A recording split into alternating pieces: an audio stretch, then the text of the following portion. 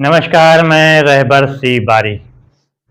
लागा चुनरी पे दाग छुपाऊं कैसे। तो यहाँ पे चुनरी पे तो नहीं लगा, जो दाग लगा है वो खाकी पे लगा है।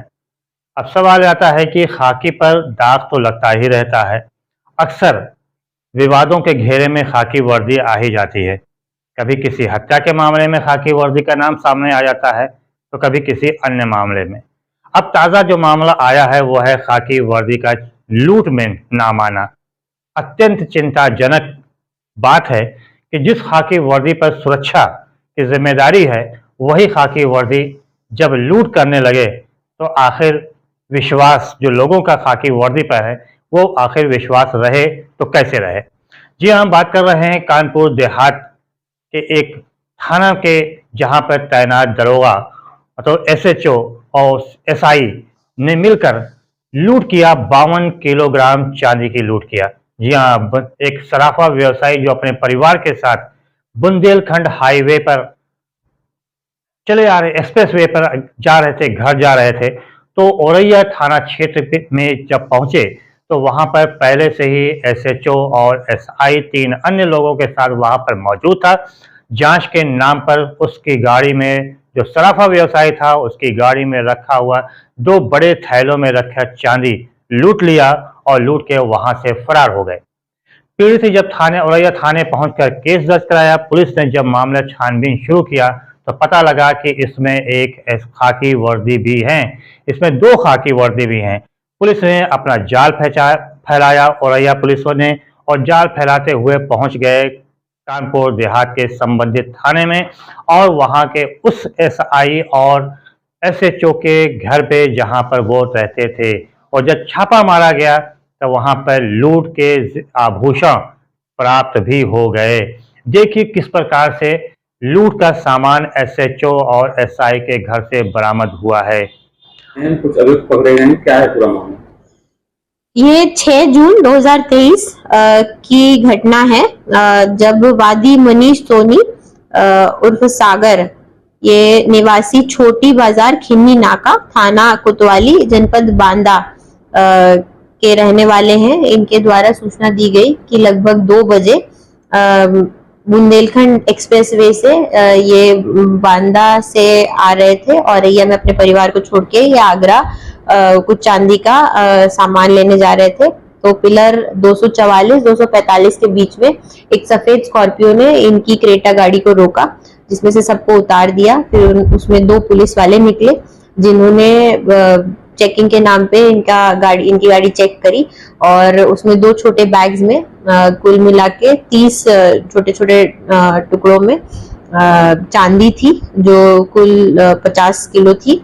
ये चांदी और इनके ड्राइवर को अपनी स्कॉर्पियो गाड़ी में लेकर वहां से चले गए। जिसके बाद इन्होंने पुलिस से संपर्क किया। समीचीन धाराओं में अभियोग पंजीकृत करके 8 टीम्स गठित की गई थी। टीम्स में सर्वेलांस, साइबर, एसओजी सभी को लगाया गया।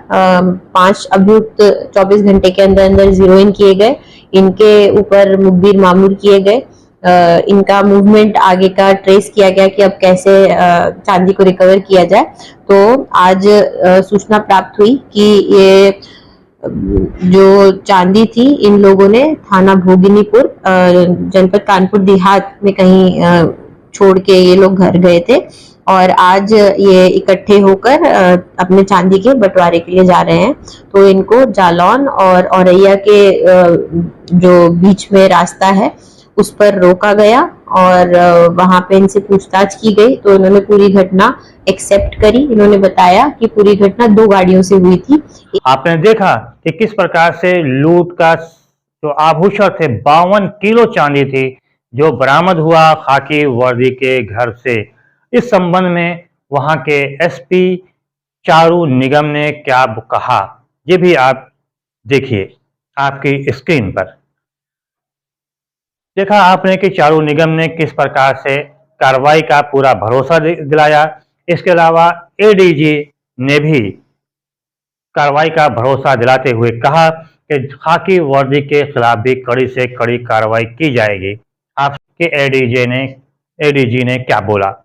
ये बुधवार की सुबह इस तरह का एक इंसिडेंट औरैया में जानकारी में आया था, जहां कुछ व्यापारी एक्सप्रेसवे के माध्यम से बांदा से चलकर आगरा जा रहे थे और इनसे वहां पर कुछ बदमाशों द्वारा गाड़ी रोकी गई और साथ में उसमें कुछ पुलिस वर्दी में भी लोग थे और चेकिंग के नाम पर इनके पास जो चांदी थी वो बलात ले ली गई। इसके बाद एसपी ने जैसी जानकारी में तत्काल एक मुकदमा पंजीकृत किया और आपने सुना कि दोनों ही अधिकारियों ने, जो पुलिस के आला अधिकारी हैं, उन्होंने सीधे तौर पे कहा कि कड़ी कार्रवाई की जाएगी। लेकिन अब सवाल यहाँ पे ये आता है कि आखिर इस प्रकार की घटनाएं होती ही क्यों हैं? खाकी वर्दी पर अक्सर दाग क्यों लग जाता है? तो जाहिर सी बात है, यहाँ पर एक जो गाने की जो शेर है, पहला बंद है, उसको बदला भी जा सकता है कि लागा खाकी पे दाग, सोना छिपाऊं कैसे। तो यहाँ सोना तो नहीं है, यहाँ चांदी छुपाऊं कैसे। बहरहाल जो घटना हुई बुंदेलखंड एक्सप्रेस वे पर, वो काफ़ी चिंताजनक है और जो आम आदमी का खाकी वर्दी पर विश्वास है, वो विश्वास भी धीरे धीरे उठता जा रहा है। यह ऐसा पहला मामला नहीं है जब खाकी वर्दी पर इस प्रकार का लूट का मामला दर्ज ना हुआ हो। इससे पहले भी कई जगहों पर खाकी वर्दी पर या तो हत्या का केस दर्ज हुआ या फिर दुष्कर्म का भी केस दर्ज हो चुका है और खाकी वर्दी जो है उसके ऊपर दाग भी लग चुका है और बदनाम भी हो चुका है। बहरहाल अब देखना यह है कि इस मामले में कितनी कड़ी कार्रवाई आखिर एसएचओ पर और एसआई पर होती है। अगर कड़ी कार्रवाई की जाए तो जाहिर सी बात है कि शायद इसकी पुनरावृत्ति न होने पाए। लेकिन अक्सर ऐसा देखा जाता है कि खाकी वर्दी को बचाने में ही खाकी जुट जाती है और जब खाकी जुट जाती है बचाने में और उसको बचा ले जाती है, तो जाहिर सी बात है कि खाकी का जो और है उनका हौसला बढ़ जाता है और घटनाओं को अंजाम देते रहते हैं। फिलहाल जो बातें चलती हैं कि उत्तर प्रदेश में पूरी तरह से खाकी का राज है, कानून का राज है, लेकिन जब इस प्रकार की घटनाएं होती हैं तो इसको तगड़ा झटका लगता है। जाहिर सी बात है मुख्यमंत्री योगी आदित्यनाथ को भी तगड़ा झटका लगा होगा और इस पर मुख्यमंत्री योगी आदित्यनाथ किस प्रकार की कार्रवाई का निर्देश देते हैं, यह भी आगे देखना होगा। क्योंकि 2 दिन पहले ही लखनऊ हाईकोर्ट में जिस प्रकार से एक मशहूर अपराधी जिसको जीवा के नाम से प्रसिद्ध था, उसकी जिस प्रकार से हत्या की जाती है, वकील के ड्रेस में पहुंचकर उसकी हत्या की जाती है, वहां पे भी सीधे तौर पर पुलिस के ऊपर ही उंगली उठी है कि आखिर उसकी सुरक्षा में ढिलाई क्यों बरती गई।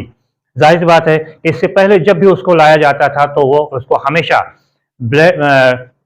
प्रूफ जैकेट में ब्लड प्रूफ जैकेट में उसको लाया जाता था। उसके साथ में 37 पुलिसकर्मी रहते थे, लेकिन जिस दिन उसकी हत्या की गई तो उस दिन ना तो उसके पास ब्लड प्रूफ जैकेट पहने था और ना ही वहां पे बड़ी संख्या में पुलिस थी। मात्र 7 पुलिस थी उसके मौके पर मौजूद थे जिस समय उसकी हत्या की गई। तो जाहिर सी बात है कि वहां भी पुलिस पर ही उंगली उठी कि आखिर सुरक्षा में इस प्रकार की ढिलाई क्यों बरती गई।